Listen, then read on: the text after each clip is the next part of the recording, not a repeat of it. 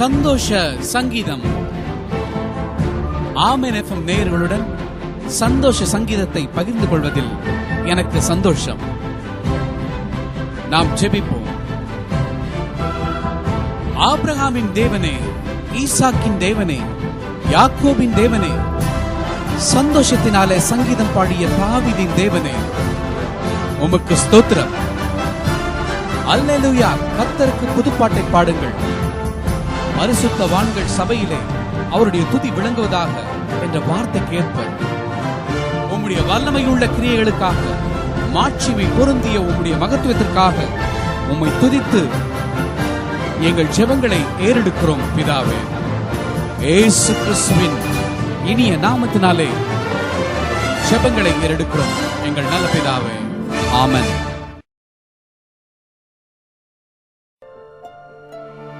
கர்த்தருக்குள் அருமையான ஜனமே, என் சகோதர சகோதரிகளே, இந்த நிகழ்ச்சியின் மூலமாக உங்களோடு கர்த்தருடைய வார்த்தைகளை பகிர்ந்து கொள்ளவும், சந்தோஷமான சங்கீதங்களை பற்றி பேசவும் பாடவும் தந்த கர்த்தருடைய மகாபெரிய கிருபைக்காக நான் கர்த்தரை ஸ்தோத்திரிக்கிறேன். நாளுக்கு நாள் நம்முடைய வாழ்க்கையிலே புதுவித எண்ணங்களும் புதுவித ஆளுகைகளும் வந்தாலும் கூட நம்மோடு என்றும் ஜீவிக்கிற, நம்மோடு என்றும் இடைப்படுகிற இயேசு கிறிஸ்துவின் மகிமையும் அவருடைய பரிசுத்த ஆவியானவருடைய வழிநடத்துதலும் நிச்சயமாகவே நம்மை நம்முடைய வாழ்க்கையிலே மிக சந்தோஷமான நிலைக்கு கொண்டு வருகிறது என்று நான் விசுவாசிக்கிறது போலவே நீங்களும் விசுவாசிக்கிறீர்கள் என்று நான் நம்புகிறேன். கர்த்தர் எனக்கு துணையாய் இராவிட்டால் என் ஆத்துமா சீக்கிரமாய் மௌனத்தில் வாசம் பண்ணும்.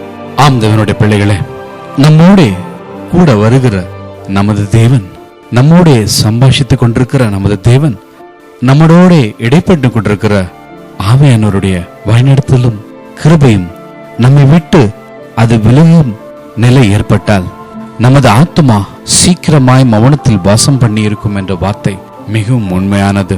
ஆம் தேவனுடைய பிள்ளைகளே, நம் வாழ்க்கையிலே சில நேரங்கள் என் கால் சறுக்குகிறது என்று கர்த்தாவே உமது கிருபை என்னை தாங்கும் என்று விசுவாசத்தோடு சொல்லும் பொழுது உண்மையாகவே அவருடைய கிருபை நம்மை தாங்குகிறது. சில வேளைகளிலே, சில நேரங்களிலே நாம் எடுக்கும் சில முடிவுகள் நம் வாழ்க்கையிலே மிகுந்த மௌனத்தை உண்டு பண்ணி இருக்கும். அந்த மௌனம் அது கர்த்தர் நம்மை விட்டு பிரிந்திருக்கிற ஒரு தூரமாய் நமக்கு அது காண்பிக்கும். அப்படி இருக்கின்ற வேளையிலே என் கால் சறுக்குகிறது என்று நான் சொல்லும் பொழுது கர்த்தாவே உமது கிருபை என்னை தாங்குகிறது என்று 95ஆம் சங்கீதத்திலே கூறியுள்ளது போலவே நாம் ஒவ்வொரு நேரங்களிலும் நம் கர்த்தாவே என்று கூப்பிடுகிற வேளையிலே அவருடைய கிருபை நம்மை தாங்கி இருக்கிறது. அந்த என்னுடைய பிள்ளைகளே, 19ஆம் வசனம் எப்படி சொல்லுகிறது? என் உள்ளத்தில் விசாரங்கள் பெருகுகையில் உம்முடைய ஆறுதல்கள் என் ஆத்துமாவை தேற்றுகிறது. எவ்வளவு உண்மையான வார்த்தைகள்! அவருடைய வார்த்தைகள் 2000 வருடங்களுக்கு முன்பாக இயேசு கிறிஸ்து இந்த உலகத்திலே வந்து நமக்காக பாட அனுபவித்து நமக்காக ஒரு சில கற்பனைகளை அவருடைய நடைமுறையிலே அவருடைய வாழ்க்கையிலே எடுத்துக்காட்டாக வாழ்ந்த சம்பவங்களை நாம் படித்திருக்கிறோம். அநேக காரியங்களை குறித்து கர்த்தர் நம்மளோடு ஈடுபடுகிற காரியங்கள் இந்த வசனங்கள் மூலமாக நம்மை நிரப்பி இருக்கிறது. வாரங்கள் முழுவதும் நாம் ஒவ்வொரு நாளும் நாம் அதை வாசித்துக் கொண்டிருக்கிறோம், கேட்டுக்கொண்டிருக்கிறோம். அப்படிப்பட்ட ஆறுதல் மட்டுமே நம் ஆத்மாவை தேற்றுகிறதாய் இருக்கிறது. தீமையை கட்டளையினால் பிறப்பிக்கிற கொடுங்கோலசனம் உமக்கு இசைந்திருக்குமோ? அவர்கள் நீதிமானுடைய ஆத்மாவுக்கு விரோதமாய் கூட்டம் கூடி குற்றமில்லாத இரத்தத்தை குற்றப்படுத்துகிறார்கள். கர்த்தரோ எனக்கு அடைக்கலமும் என் தேவன் நான் நம்பியிருக்கிற கண்மலையுமாய் இருக்கிறார். ஆம் தேவனுடைய பிள்ளைகளே, அவர் நமது அடைக்கலம், அவர் நாம் நம்பி இருக்கிற கண்மலை.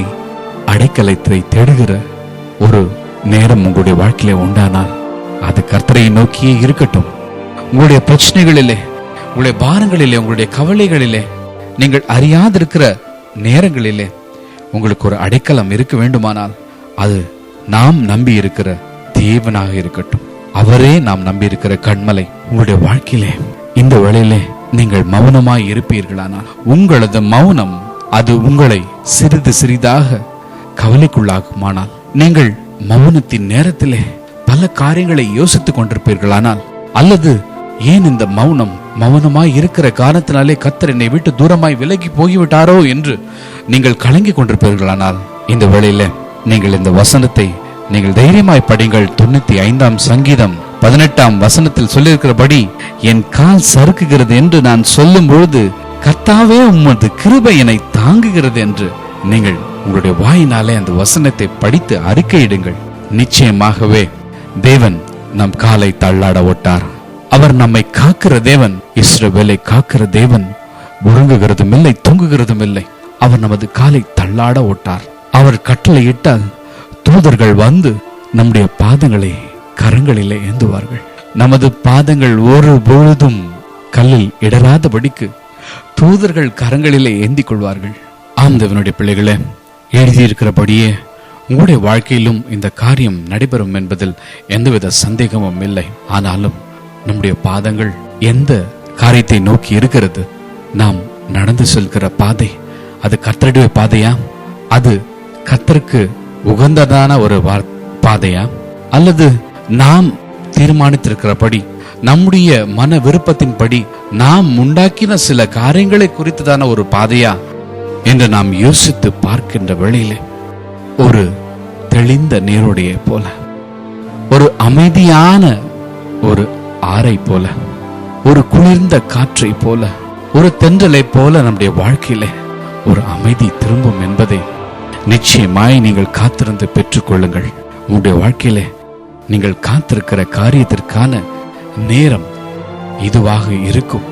சில வேளைகளிலே நம்முடைய வாழ்க்கையிலே அநேக காரியங்கள், மற்றவர்கள் நமக்கு தீமையாய் செய்கிற காரியங்கள், அல்லது நாமே தீமையிலே மாட்டிக்கொண்ட தீமையான காரியங்களிலே மாட்டிக்கொண்டிருக்கிற இப்படிப்பட்ட நிலைமையும் நேரங்கள், நம் ஆண்டவராகிய இயேசு கிறிஸ்து மனித உருவாக இந்த உலகத்திலே வாழ்ந்த காலத்திலே அவருக்கும் ஏற்படுத்துண்டு.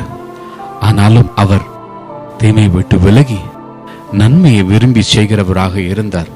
அதே காரியத்தை நம்முடைய வாழ்க்கையிலும் தேவன் நமக்கு போதிக்கிறார். 97ஆம் சங்கீதம் 10ஆம் வசனம் இப்படி சொல்லுகிறது, கர்த்தரில் அன்பு கூறுகிறவர்களே, தீமையை வெறுத்து விடுங்கள். அவர் தம்முடைய பரிசுத்தவான்களின் ஆத்துமாக்களை காப்பாற்றி துன்மார்க்கரின் கைக்கு அவர்களை தப்புவிக்கிறார். நீதிமான்களுக்காக வெளிச்சமும் செம்மையான இருதயத்தாருக்காக மகிழ்ச்சியும் விதைக்கப்பட்டிருக்கிறது. நீதிமான்களே, கர்த்தருக்குள் மகிழ்ந்து அவருடைய பரிசுத்தத்தின் நினைவு கூறுதலை கொண்டாடுங்கள் என்று எழுதப்பட்டிருக்கிறது. ஆம் தேவனுடைய பிள்ளைகளே, தீமை விட்டு விலகி நன்மை செய்கிற மக்களாக இருக்க வேண்டும். நாம் நன்மையை வாஞ்சிக்க வேண்டும். நம் தேவன் ஏற்படுத்தின வழி அதுவே. சில நேரங்களிலே தீமையாய் நமது வாழ்க்கையில நடக்கிற விஷயங்கள், நாம் அழிந்து விடுவோமோ என்று பயந்து, கர்த்தர் நம்மை கைவிட்டு விடுவாரோ என்று பயந்திருக்கிற வேளையில நமக்கு தீமையாய் வந்த விஷயங்களை அதிலிருந்து நம்மை விட்டு விலக்கி நன்மையாய் மாற்றுகிற தேவன் நம்மோடு அவர் என்றென்றும் வாசமாய் இருக்கிறார். ஆம் தேவனுடைய பிள்ளைகளே, நம்முடைய நிலைமைகள் அது சீக்கிரத்திலே நன்மையாக மாறும். ஆம், ஆதியாகமம் 50ஆம் அதிகாரம் 20ஆம் வசனத்தில், நீங்கள் எனக்கு தீமை செய்ய நினைத்தீர்கள், தேவனோ இப்பொழுது நடந்து வருகிறபடியே வெகு ஜனங்களை உயிரோடே காக்கும்படிக்கு அதை நன்மையாக முடிய பண்ணினார் என்ற ஒரு வசனத்தை இங்கே காண்கிறோம். ஆம் தேவனுடைய பிள்ளைகளே, மற்றவர்களினாலோ அல்லது நமது தவறுகளினாலோ ஏற்படுகிற அந்த தீமையை மாற்றி தேவன் நன்மையாக நமக்கு செய்து கொடுக்க அவர் வல்லவராய் இருக்கிறார். எனவே பயப்படாதிருங்கள். கர்த்தர் உங்களுடைய தீமையை விட்டு விலக்கி அவர் நன்மையானதை உங்களுக்கு செய்ய காத்திருக்கிறார். இது உங்களுடைய வாழ்க்கையிலே இன்றை நடக்கும். கர்த்தருக்கு பிரியமானவர்களே, நம்பிக்கையோட காத்திருங்கள். உங்களுடைய தீமையான காரியங்கள் எல்லாம் மாறும், எல்லாம் ஒழிந்து போகும். அது நன்மையாக மாறப்போகிறது. இந்த எண்ணத்திலே நான் எழுதிய ஒரு பாடலை கூட நான் உங்களுக்காக பாட இருக்கிறேன். நீங்களும் அந்த வார்த்தைகளை கேட்டு என்னோட கூட சேர்ந்து பாடி கர்த்தரை துதியுங்கள். உங்களுடைய வாழ்க்கையின் நிலைமை மாறும்.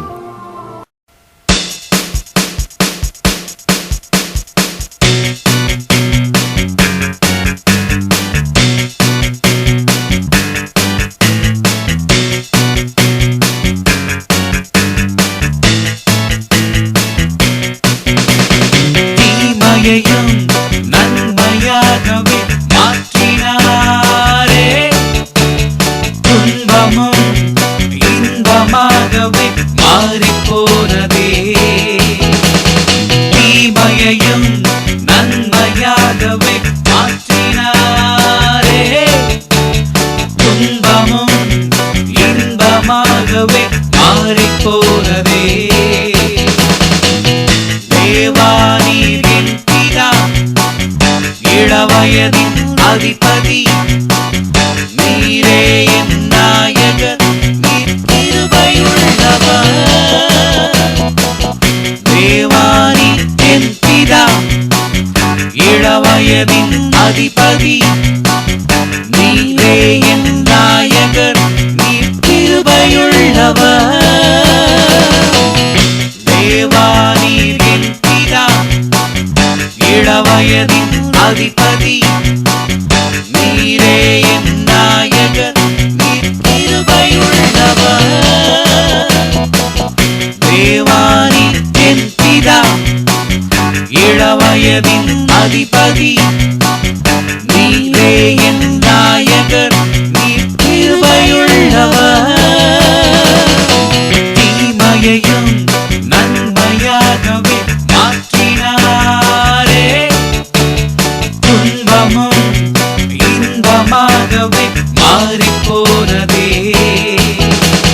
தீமையையும் நன்மையாகவே மாற்றினாரே, துன்பமும் இன்பமாகவே மாறிப்போனதே. தேவானீர் என் பிதா, இளவயதின் அதிபதி, நீரே என் நாயகர், நீர் கிருபையுள்ளவர். தேவானீர் என் பிதா, இளவயதின் அதிபதி, நீரே என் நாயகர், நீர் கிருபையுள்ளவர். தேவானீர் என் பிதா, இளவயதின் அதிபதி, நீரே என் நாயகர், நீர் கிருபையுள்ளவர். தேவானீர் என் பிதா, இளவயதின் அதிபதி, நீரே என் நாயகர், நீர் கிருபையுள்ளவர்.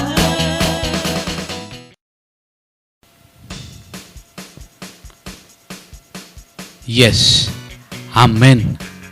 நம்முடைய வாழ்க்கையிலே எந்த பிரச்சனைகள், என்ன கவலைகள் வந்தாலும் நீங்கள் விசுவாசத்தோடு கர்த்தருடைய வார்த்தையிலே நீங்கள் நிலைத்திருங்கள். கர்த்தருடைய வார்த்தை உங்களுக்கு மிகப்பெரிய ஆறுதலாக இருக்கும். உங்களுடைய வாழ்க்கையில சில நேரங்களிலே நடக்கிற காரியங்கள் அது நன்மையாக மாறினால் அது எவ்வளவு சந்தோஷமாக இருக்கும். அது ஒரு நித்திய சந்தோஷத்தை உங்களுக்கு கொடுக்கும்.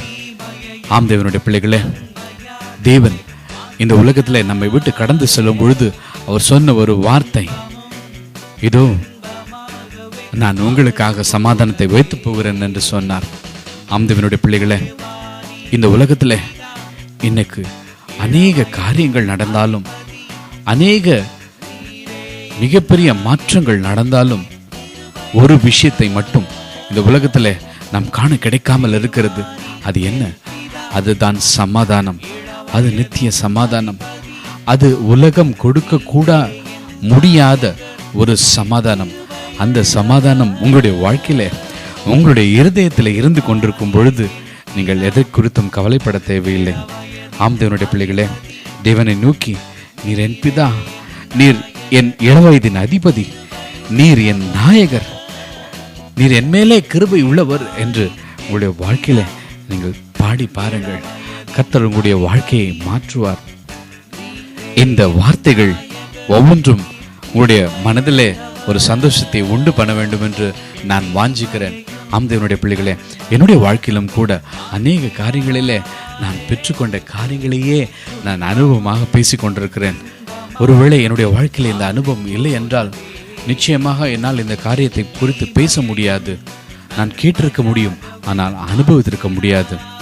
ஆனால் ஒன்று மட்டும் நான் அறிந்திருக்கிறேன், தேவன் தம்முடைய பிள்ளைகளுக்கு செய்கிற காரியங்கள் அது நிச்சயமாகவே அது நன்மையாகவே இருக்கிறது.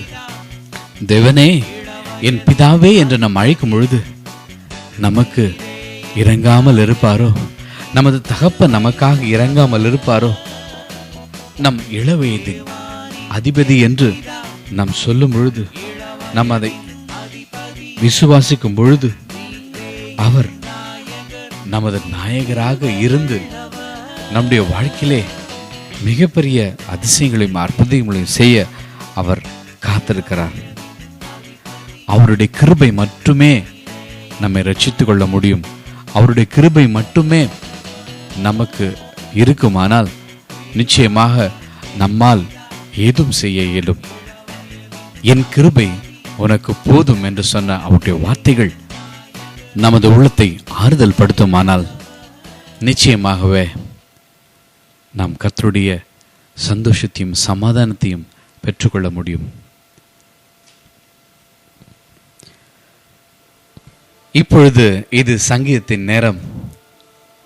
நாம் கடந்த ஒரு சில வாரங்களாக நாம் தொடர்ந்து வாசித்துக் கொண்டிருக்கிற சங்கீதத்தின் தொடர்ச்சியை இப்பொழுது நாம் வாசிக்க இருக்கிறோம். 6ஆம் சங்கீதம் நாம் அனைவரும் சேர்ந்து ஒன்றாக வாசிக்க இருக்கிறோம். நெகினேத் என்னும் வாத்தியத்தில் செமினீத் என்னும் ராகத்தால் வாசிக்க ராக தலைவனுக்கு ஒப்புவிக்கப்பட்ட தாவீதின் சங்கீதம். கர்த்தாவே, உம்முடைய கோபத்திலே என்னை கடிந்து கொள்ளாதேயும், உம்முடைய உக்கிரத்திலே என்னை தண்டியாதேயும். என் மேல் இரக்கமாயிரும் கர்த்தாவே. நான் பலனற்று போனேன், என்னை குணமாக்கும் கர்த்தாவே. என் எலும்புகள் நடுங்குகிறது, என் ஆத்மா மிகவும் வியாகுலப்படுகிறது. கர்த்தாவே, இதுவரைக்கும் இறங்காதிருப்பீர். திரும்பும் கர்த்தாவே, என் ஆத்மாவை உம்முடைய கிருபை நிமித்தம் என்னை ரட்சியும். மரணத்தில் உம்மை நினைவு கூறுவதில்லை, பாதாளத்தில் உம்மை துதிப்பவன் யார்? என் பெருமூச்சினால் இளைத்து போனேன். முழுவதும் என் கண்ணீரால் என் படுக்கையை மிகவும் ஈரமாக்கி என் கட்டிலை நனைக்கிறேன். துயரத்தினால் என் கண்கள் குழி விழுந்து போயிற்று. என் சத்துருக்கள் அனைவர் நிமித்தமும் மங்கி போயிற்று. அக்கிரமக்காரரே, நீங்கள் எல்லோரும் என்னை விட்டு அகன்று போங்கள். கர்த்தர் என் அழுகையின் சத்தத்தை கேட்டார். கர்த்தர் என் விண்ணப்பத்தை கேட்டார். கர்த்தர் என் ஜெபத்தை ஏற்றுக்கொள்வார். என் பகைஞர் எல்லாரும் வெட்கி மிகவும் கலங்கி போவார்கள். அவர்கள் பின்னாக திரும்பி சடிதியிலே வெட்கப்படுவார்கள். தாவீது என்னும் மனுஷன், தாவீது என்னும் அபிஷேகம் பண்ணப்பட்ட ஒரு ராஜா தன்னுடைய வாழ்க்கையிலே ஒவ்வொரு நேரங்களிலும் தங்களுடைய எண்ணங்களையும் ஏக்கங்களையும் கவலைகளையும் அவருடைய உணர்ச்சிகளையும் பாடல்களாக சங்கீதத்திலே அவர் இயற்றியுள்ளார். அவருடைய வாழ்க்கையிலே ஒவ்வொரு நேரங்களிலும் கர்த்தருடைய ஜெபத்தை அவர் சங்கீதமாக எழுதியிருக்கிறார். குறிப்பாக 2வது வசனத்திலே, என் மேல் இரக்கமாயிரும் கர்த்தாவே, நான் பலனற்று போனேன், என்னை குணமாக்கும் கர்த்தாவே, என் எலும்புகள் நடுங்குகிறது என்ற வசனம் அவர் அந்த வேளையிலே எப்படிப்பட்ட ஒரு காரியத்திலே இருந்திருப்பார். எப்படிப்பட்ட ஒரு குழப்பமான நேரத்திலே அவர் அந்த வசனத்தை எழுதியிருப்பார் என்று நினைக்கும் பொழுதே அது மிகவும் கஷ்டமாக இருக்கிறது. ஆனாலும் இன்றைய நாட்களிலும் இதை போன்ற நிலைமைகள் நம்முடைய வாழ்க்கையிலே நடப்பதும் உண்டு. நம்முடைய எலும்புகள் நம்மை அறியாமல் நடுங்குவதுண்டு. பலனற்று போன வேளைகளிலே கர்த்தரை நோக்கி இரக்கமாயிரும் ஆண்டவரே, என்னை குணமாக்கும் ஆண்டவரே, என்னை சுகமாக்கும் ஆண்டவரே என்று நாம் தேவனை நோக்கி கதறிய வேலைகள் உண்டு. சந்தோஷத்தினாலே நாம் நிறைந்திருக்கும் பொழுது பாடுகிற பாடல்களைப் போலவே நாம் துக்கமாய் இருக்கிற, நாம் சுகவீனமாய் இருக்கிற நேரத்திலும் கர்த்தரை நோக்கி இப்படிப்பட்ட பாடல்களை நீங்கள் பாடும் பொழுது, அந்த பாடல்களின் மூலம் அல்லது இப்படிப்பட்ட பாடல்களை நீங்கள் கேட்கும் பொழுது உங்களுடைய ஆத்துமா நிச்சயமாகவே அது ஒரு ஆறுதலை பெற்றுக்கொள்ளும்.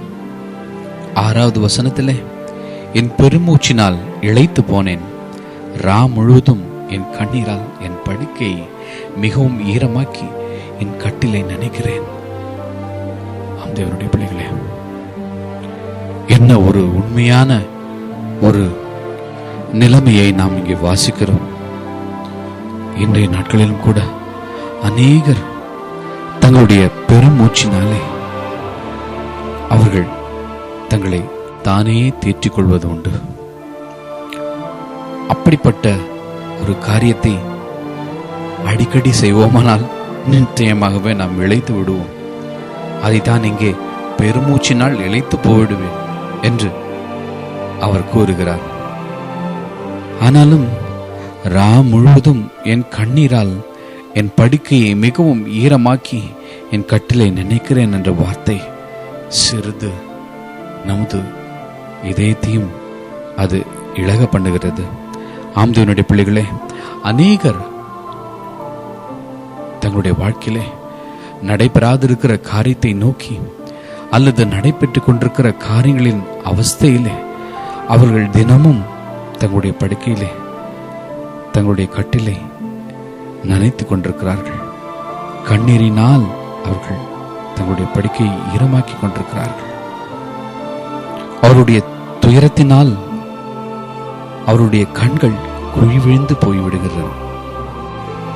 ஆனாலும் 9வது வசனத்திலே அவர் இப்படியாக எழுதியிருக்கிறார், கர்த்தர் என் விண்ணப்பத்தை கேட்டார், கர்த்தர் என் ஜெபத்தை ஏற்றுக்கொள்வார். என் பகைஞர் எல்லாரும் வெட்கி மிகவும் கலங்கி போவார்கள், அவர்கள் பின்னாக திரும்பி சடிதிலே வெட்கப்படுவார்கள் என்ற வார்த்தையை படிக்கும் பொழுது நாம் கர்த்தருடைய பதில், அவர் ஜெபித்த ஜெபத்தின் பதில் கிடைத்துவிட்டது என்று அவர் அந்த அதிகாரத்தை முடிக்கும் முன்பாகவே அவர் தெரிவிக்கும் பொழுது நாம் அறிந்து கொள்கிறோம். ஆம் தேவனுடைய பிள்ளைகளே, நம்முடைய ஜெபத்தின், நம்முடைய துயரத்தின், நம்முடைய பாடுகளின் நிலைமை அவருக்கு தெரியும். அவர் இப்படிப்பட்ட காரியங்களிலிருந்து, இப்படிப்பட்ட தீமையிலிருந்து அவர் நம்முடைய வாழ்க்கையை நன்மையாக மாற்றப் போகிறார். நம்முடைய கஷ்டங்கள் அது மிகவும் சந்தோஷமாக மாறப்போகிறது. அவர் நமது இளவயதின் அதிபதியாய் இருந்து, அவர் நம்முடைய நாயகராக இருந்து, அவர் நம்முடைய பிதாவாக நமக்கு எல்லாம் செய்யக்கூடியவராக இருந்து அவருடைய கிருபையை நம்மிலே பொழிகிறவராய் இருக்கிறார். அவருடைய கிருபையினாலே நாம் ஒவ்வொருவரும் நித்திய ஜீவனை பெற்றுக்கொள்ள ஆயத்தமாவோமா? கர்த்தர் உங்களை ஆசீர்வதிப்பாராக. ஆமென்.